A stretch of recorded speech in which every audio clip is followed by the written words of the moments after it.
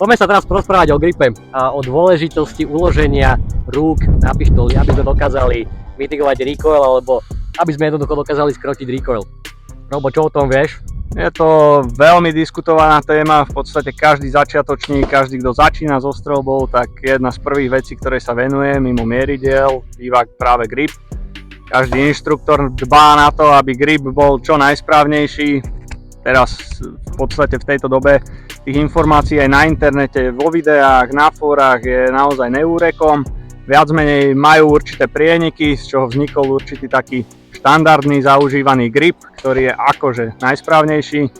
Ten sa používa na to, aby pokiaľ možno čo najlepšie manažoval recoil a pokiaľ možno nám umožnil strieľať čo najpresnejšie a najrýchlejšie na rôzne typy vzdialenosti.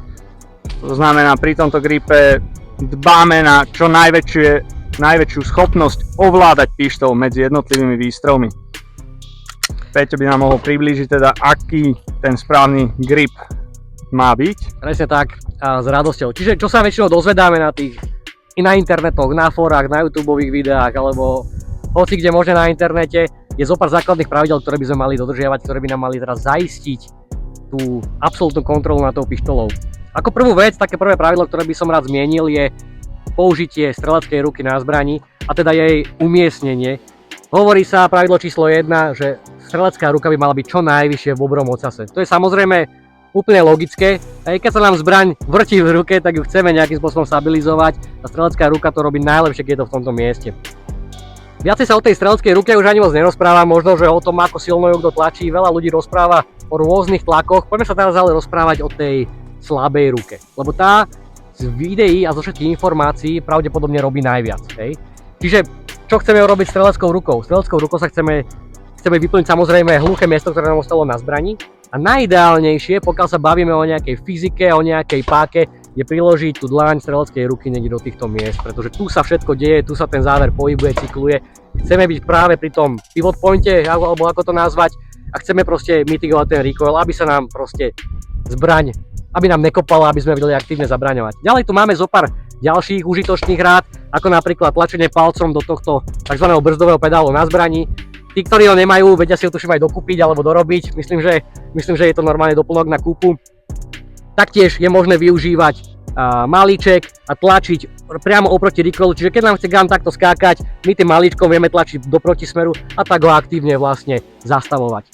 Asi v neposlednom rade je samozrejme tých pravidel viacej, ale ešte jedno také veľmi dôležité, ktoré sa mne osobne celkom páči, je také známe, je otváranie konskej podkovy. Keď si predstavíme, že máme konskú podkovu v rukách a snažíme sa ju otvoriť, tak nejaký podobný ťah robíme aj na tej pištoli. Tým pádom, keď simulujeme to otváranie konskej podkovy, zdvíhajú sa nám lakte a my vieme urobiť o mnoho väčší tlak do týchto častí zbraní. Tým pádom ju máme hodne pod kontrolou. Dobre, môžeme si to zreplikovať a vyskúšať si, ako nám pôjdu strela dvojstrely. Uši, oči. Takže terče na 5 metrov, máme v nej nakreslené krúžky. Aby som mohol garantovať cca nejakú úspešnosť, splity by sa mali pohybovať okolo 30 stotín za sekundu. Poďme si teda zreplikovať ten grip, o ktorom sme sa práve rozprávali. Strelecká ruka čo najvyššie na zbraní. Slabá ruka čo najvyššie na zbraň. Palcom tlačíme, maličkami otvárame konskú podkovu. Púšťame timer.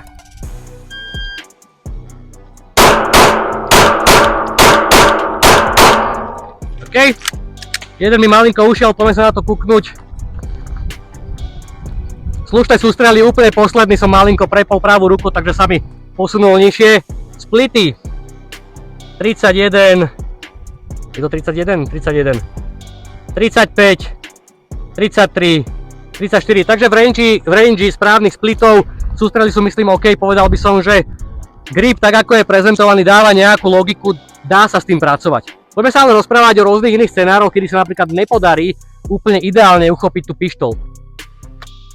Rozpracujeme si teraz scenár, kedy povedzme, že streleckou rukou držím správne tú pištol čo najvyššie do dobrého ocasu, ale tá slabá ruka, ktorá má vykonávať toľko veľa práce, sa nám ju nepodarí dostať na miesto, na ktoré by sme ho chceli dostať. To znamená, že dlaň, ktorá by sa mala opierať niekde v týchto miestach, momentálne sa mi zaprie túto nízko orgán.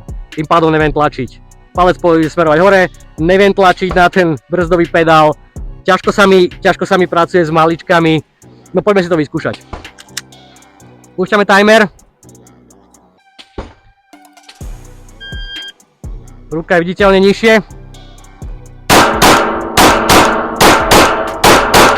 OK, opäť mi jeden ušiel. Malinko vyššie som mieril, nešlo mi úplne dostať vycentrovať, ale pretože som bol už zameraný na prvý sústrel, poďme sa pozrieť na splity. Prvý split 32, 32, 30, 30. Dobre. Myslím, že aj pri menšom zmene gripu stále je možné pracovať s tým recoilom a stále je možné podávať nejaké výsledky. Za ten istý čas mám v podstate totožný sústrel ako na prvom terči. Poďme si navodiť teraz takú viacej šialenejšiu situáciu, kedy v podstate budeme úplne ignorovať všetky pravidlá, o ktoré sme sa doteraz rozprávali. To znamená, strelecká ruka nebude vôbec vysoko, dáme si ju nižšie, necháme si medzeru jednak pod dobrým otasom, ale taktiež aj pod lúčikom. A slabá ruka bude držať zbraň zo spodu. Myslím, že sa zhodneme, že toto je úplne otrasný grip a uvidíme, ako nám to s ním pôjde strieľať. Takže spúšťam timer.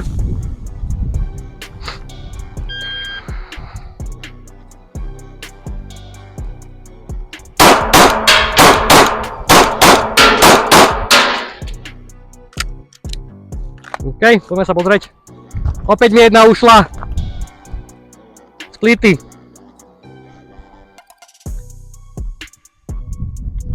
Tridsaťštyri, 32, 33, 30. Ja myslím, že na to, aký to bol strašný grip, ako strašne zle som mal uložené ruky na zbrani, myslím, že je to veľmi porovnateľné s tými ostatnými, povedzme, že lepšími gripmi. Môžeme si dať ešte jednu. Poď sa pozrieť z tejto strany, skúsime teraz úplne vynechať tú pravú streleckú ruku. To znamená, že pôjdeme strieľať na ten úplne posledný terč, ktorý sme teraz masírovali. Takže dojdeme do našeho správneho gripu a úplne dáme preč našu streleckú ruku. Hej. Jediné, čo spravím, že si trošku lepšie prichytím zbraň tou slabou rukou a streleckou rukou budem využívať v podstate iba ukazovák na stlačenie spúšte. Timer. Zapriem si aspoň palec, nech mi tu úplne nemyká pištol. Opa. OK. Myslím, že toto bol absolútne otrasný grip. Dve mi ušli, jedna je linebreaker, zdá sa. Jedna mi ušla hore. Splity. 41, 33, 31, 36. Dve boli cez čiaru, myslím, že ďalšie dve boli OK v range správnych splitov. Keď sa pozrieme na to, ako otrasne som držal teraz tú pištol, myslím, že výsledok je stále celkom akceptovateľný.